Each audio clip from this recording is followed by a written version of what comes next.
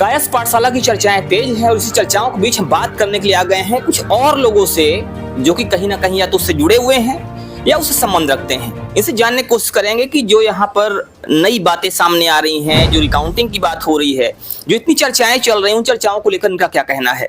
क्या नाम है आपका? मैं संजय श्रीवास्तव। ये जो अभी फिर से काउंटिंग की बात चल रही है, जो यहाँ बातें हो रही हैं कि 148 वोट जो थे इनवैलिड मान लिए गए थे, उनकी फिर से काउंटिंग करवाई जाएगी, उसको लेकर आपका क्या कहना है? आपको क्या लगता है कि ये सही है या गलत है? देखिए, ये सही भी है और गलत भी है, ये भी कर सकते हैं, क्योंकि एक समय जो मिलना चाहिए था डॉक्टर साहब को वो सही तरह से मिल नहीं पा रहा है। उनको जो भी काम करना है उसके लिए बहुत डिस्टर्ब किया जा रहा है, बार बार डिस्टर्ब किया जाता है। एक आम कायस्थ के लिए बहुत कुछ वो कर रहे हैं, जिसमें डायबिटीज सेंटर हुआ, धर्मशाला हुआ और भी कई चीज़ें उन्होंने अभी लाइन में लगी हुई हैं, लेकिन उनको इतना डिस्टर्ब कर दिया जा रहा है कि वो कुछ भी आम कायस्थ के लिए करने के लिए हिचकिचा रहे हैं। इस समय वो उसी में फंसे रह जा रहे हैं, कोर्ट कचहरी हाई कोर्ट में ही बेचारे अपना पूरा टाइम दे रहे हैं। तो डॉक्टर साहब आम कायस्थों के लिए बहुत सारी चीजें करना चाह रहे हैं, लेकिन वो कोर्ट कचहरी और ये जो लीगल वर्क हैं उसमें कहीं ना कहीं फंसे हुए हैं, जिस वजह से नहीं कर पा रहे हैं। आपको क्या लगता है सर, ये जो चीजें अभी सुनाई पड़ रही हैं और बात आ रही है यहाँ पे कि ये फिर से रिकाउंटिंग होगी, तो क्या ये ट्रस्ट को लेकर आने वाले समय में बेहतर है, अच्छा है, या कहीं ना कहीं से ट्रस्ट भी प्रभावित होने वाला है? मेरा नाम शिवनारायण श्रीवास्तव है। ये ट्रस्ट के विकास में बाधा है अगर रिकाउंटिंग होती है तो, और अगर दोबारा रिकाउंटिंग होती है तो ये ट्रस्ट में बाधा, जो कार्य हो रहे हैं उसमें रुकावट आ जाएगी। मैं तो यही चाहता हूँ कि विकास बड़ी तेज़ी से हो रहा था इस बार, और उस विकास में गति आ रही है और आएगी, और फिर मैं तो चाहता हूँ कि डॉक्टर साहब फिर से निर्वाचित हों। डॉक्टर साहब फिर से निर्वाचित हों, ऐसा लोग चाहते हैं, लेकिन अब यहाँ पर बात आ रही है कि जो इनवैलिड वोट हैं उनकी रिकाउंटिंग की जो चर्चा है वो कितना सही है और कितना गलत है। यहाँ पर हम बात करने वाले हैं कुछ और लोगों से जो यहाँ बैठे हुए हैं और कहीं ना कहीं ट्रस्ट से जुड़े भी हुए हैं, ट्रस्ट से संबद्ध हैं। आप क्या कहेंगे सर इस विषय को लेकर? मेरा नाम रंगजी श्रीवास्तव है, मैं केपी ट्रस्ट का उपाध्यक्ष हूँ।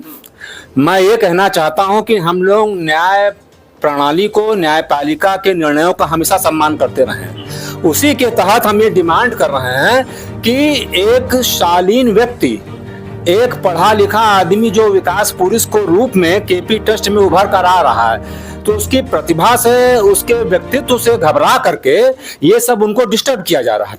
सुशील सिन्हा बेशक कायस्थ समाज ही नहीं, अन्य समाज में बहुत ही प्रभावशाली व्यक्ति हैं, और हम लोग चाहते हैं जिस गति से केपी ट्रस्ट का विकास हो रहा है उसको बाधित न किया जाए। बार बार अब देखिए होता क्या है, अब एक बार जब रिटर्निंग अफसर ने रिजल्ट घोषित कर दिया, अब उसके बाद बार बार आप अपील कर रहे हैं, बार बार डिस्टर्ब कर रहे हैं कि पुनर्मतगणना कराइए, वैलिड वोटों गिनवाइए, ये औचित्य नहीं है।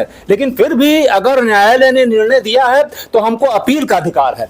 अपील का अधिकार ये कि हमको 30 दिन का मौका देना चाहिए, प्रजातांत्रिक व्यवस्था के भी तहत है और ये न्यायिक प्रक्रिया के तहत भी आता है कि हमें जो अधिकार है कि हम 30 दिन के अंदर अपील कर सकें और अपनी बात रख सकें। चूंकि एक शालीन व्यक्ति है, वो संकोची व्यक्ति है, वरना अब तक कहना नहीं चाहिए, मैं नाम ले लूंगा, यही अभी केपी ट्रस्ट के और पूर्व अध्यक्ष होते तो व्यवस्था डिस्टर्ब कर देते। लेकिन हम लोग बड़ी शालीनता से चल रहे हैं और चाहते हैं कि जो भी चीज हो न्याय के तहत हो। और सुशील सिन्हा जी अगर फिर से, उनको तो होना ही है, मैं आपसे बता दे रहा हूं, उनको विजयी होकर आना है, और जिस दिन वो विजयी होकर आएंगे उस दिन आप देखिएगा कि अब विकास क्या गति पकड़ता है।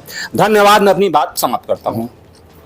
आपने बताया कि ये शालीन व्यक्ति हैं और जो भी चीजें हों सही ढंग से हों। आप लोगों का जो ये आक्रोश है, आप लोगों का जो ये नाराजगी आप लोगों की है, किन किन चीजों को लेकर है? क्या क्या वैसे बिंदु हैं जिनको लेकर आपको लगता है कि जो चीजें हो रही हैं ये सही नहीं हो रही हैं? संवैधानिक प्रक्रिया के तहत ये रिटर्निंग अफसर बनाया जाता है और रिटर्निंग अफसर के का निर्णय ही मान्य होता है।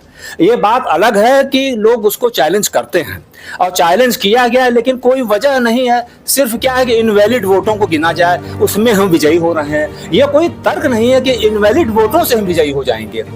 अभी तक आप विजयी नहीं हुए और ये जो वोट नहीं गिनती हुए हैं या किसी कारण से वैलिड है, आप उसी पर ज्यादा भरोसा कर रहे हैं। तो ये चीजें हमारे ख्याल से सही नहीं, बिल्कुल नहीं सही है। और जो रिजल्ट आ चुका है उसको मानना चाहिए। फिर भी अब मतगणना की बात आ रही सामने, तो अब उसको हम लोग सामना करेंगे और क्या कर सकते हैं, सामना किया जाएगा। और जो न्याय प्रक्रिया के तहत होगा आगे फिर हम लोग अपील करेंगे, कोशिश करेंगे। तो जो भी निर्णय आएगा उसको स्वीकार करेंगे या तो फिर जो भी न्याय प्रक्रिया के तहत सही होगा उसके अनुसार अपील करेंगे। यहाँ पर ये जो भी लोग थे ये कहीं ना कहीं उस ट्रस्ट से या तो जुड़े हुए हैं या तो ट्रस्ट से संबंधित हैं, और इनका कहना है कि जो ये अपील का समय है, अपील का समय कहीं ना कहीं 30 दिन का होना चाहिए, जो इनको नहीं मिला है, और यही चीज यहाँ पर इनको गलत लग रही है। फिलहाल आपका क्या मानना है जरूर बताइएगा। जय हिंद।